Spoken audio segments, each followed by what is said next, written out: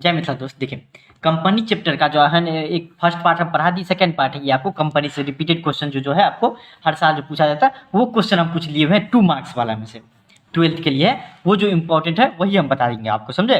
Company से लिए गए हैं। फर्स्ट पार्ट जो है कंपनी से पीछे वाला जो था एनपीओ सब वो हम बता दिए हैं। और दूसरा जो आपको पार्ट आता है पार्ट 2 में आपको कंपनी आता है चैप्टर पूरा, उससे बताएं। सिर्फ 15-17 क्वेश्चन है इसमें इंपॉर्टेंट जो 2 मार्क्स का हो। इंपॉर्टेंट मतलब क्या, जो रिपीटेड क्वेश्चन, रिपीटेड मतलब क्या, जो हर साल पूछा जाता है या फिर आपको 10 साल के अंदर जो है ना करीब नहीं तो कम से कम 7 बार 8 बार पूछ दिया है तो वो क्वेश्चन को रिपीटेड क्वेश्चन बोला जाता है। 100% गारंटी है कि इस साल भी पूछा जाएगा क्योंकि इसी सब में से पूछता है, समझे। पहला क्वेश्चन की बात करें, देखिए आपको क्या है। What was company act 2013? Company act क्या है या फिर कंपनी एक्ट जो 2013 में बना हुआ था वो क्या था, समझे, उसके बारे में लिखिए। देखिए रिपीटेड क्वेश्चन 2011 में, 13 में, 15, 19, 20 ये रिपीटेड क्वेश्चन है, हर एक साल जो है पूछा जाता है आपको, समझे। 10 साल का जो क्वेश्चन रहता है उसमें से हम छांट के आपको जो रिपीटेड क्वेश्चन है वही हम बता रहे हैं आपको, इंपॉर्टेंट, समझे बात। तो कंपनी चैप्टर से पहला क्वेश्चन आपको इंपॉर्टेंट है, व्हाट वाज कंपनी एक्ट 2013?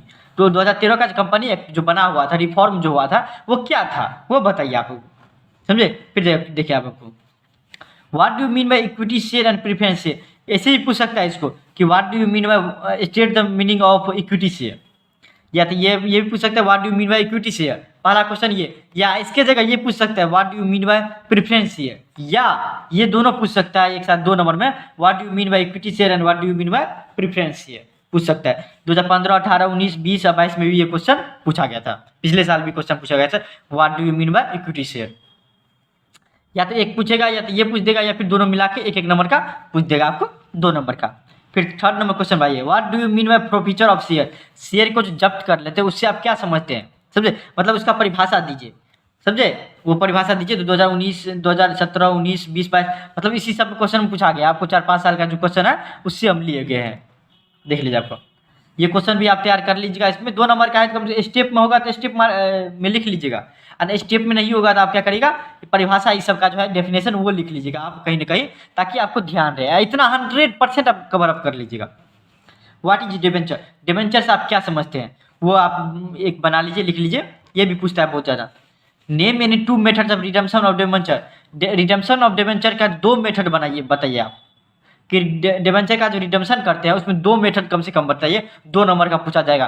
5 नंबरी अभी नहीं बताया, 5 नंबरी में पूछा क्या देता है आपको, स्टेट एनी 5 मेथड या 4 method, 3 method of redemption of debenture, लेकिन यहाँ पे 2 मेथड बोलेगा तो आपको 2 नंबर का, इसलिए 2 मेथड बोलेगा। What is financial statement, financial statement से आप क्या समझते हैं वो उसके बारे में लिखिए, मतलब क्या है इसका परिभाषा लिखिए। 15, 18, 19, 22 इसमें पूछा गया, 2022 में पूछा गया था, ये आप देख लीजिए, समझे। व्हाट इज फाइनेंशियल स्टेटमेंट, ये भी आप एक बार परिभाषा पूरा याद कर लीजिएगा, और एक अलग सा नोट बना के ये इस सब क्वेश्चन का पूरा तैयारी कर लीजिएगा। 100% आप कवर अप कर लीजिएगा, क्योंकि 30 पूछता है, 30 में सिर्फ और सिर्फ आपको 15 जवाब देना है। और state the name of 4 element of financial statement, financial statement का 4 एलिमेंट कम से कम आप दीजिए, ये भी आप दे दीजिएगा। फिर देखिए नेक्स्ट क्वेश्चन देखिए आपको, व्हाट इज अकाउंटिंग रेशियो, इसका भी आप परिभाषा लिख लीजिए। 11, 13, 17, 19, 22 में पूछा अकाउंटिंग रेशियो से आप क्या समझते हैं। और ये भी बहुत ज़्यादा पूछा जाता है। State 4 objective of accounting ratio का परिभाषा पूछेगा या उसका उद्देश्य, कम से कम 4 या 2 उद्देश्य लिखिए। अकाउंटिंग रेशियो क्यों बनाते हैं, पागल तो नहीं इसके सिंह, हम नहीं है, आप नहीं है, टीचर नहीं है, कोई नहीं है, तो कुछ ना कुछ उद्देश्य होगा ना अकाउंटिंग रेशियो बनाने का। तो क्या वो उद्देश्य है। What is debt equity ratio, नाम से ही पता डेट इक्विटी रेशियो क्या है वो आप बताइए। What is cash flow statement, cash flow statement से आप क्या समझते हैं। 2022 में भी देखिए क्वेश्चन पूछा गया था, ये कैश फ्लो स्टेटमेंट से आप क्या समझते हैं, समझे, ये आप पूछिए। और ये तो बहुत ज़्यादा रिपीटेड क्वेश्चन है, आपको 2 नंबर पूछता है कि state give for example of cash inflow.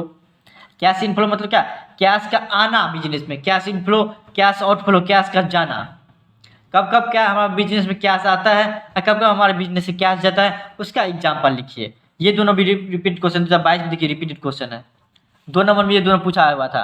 तो आपको या तो 4 एग्जाम्पल पूछ सकता है या 2 एग्जाम्पल पूछ सकता है, give 2 example of cash inflow या give 2 example of cash outflow, ये दोनों आपको पूछ सकता है, समझे। और देखिए इसका क्या करिएगा पहले वो सुन लीजिए। फर्स्ट ऑफ ऑल तो आप एक क्वेश्चन देख लीजिए, आपको जो कवर अप हुआ होगा तब पर भी आप एक अलग सा नोट बना के, अलग सा कॉपी बना के उसका जो है 15 का 15 या 16 कितना पड़ा है बताएं, 13 क्वेश्चन का आंसर लिख लीजिएगा, उसको याद कर लीजिएगा, ताकि आपको एग्जाम में कोई प्रॉब्लम ना हो। उसके बाद जो आपका टीचर गेस करेंगे या फिर एसबीपीडी का गाइड होगा या फिर मॉडल पेपर होगा, उससे पढ़िएगा। लेकिन इतना का भी जो है ना आप जो है कम से कम क्या बोलते हो वो कर लीजिएगा, अलग से नोट बना लीजिएगा, समझे। चलिए वही हम बताना चाहते थे। और एग्जाम तो अच्छा ही जाता है, एग्जाम में बहुत बहुत ज़्यादा अच्छा एग्जाम जाता है। चलिए thanks bye, thank you so much.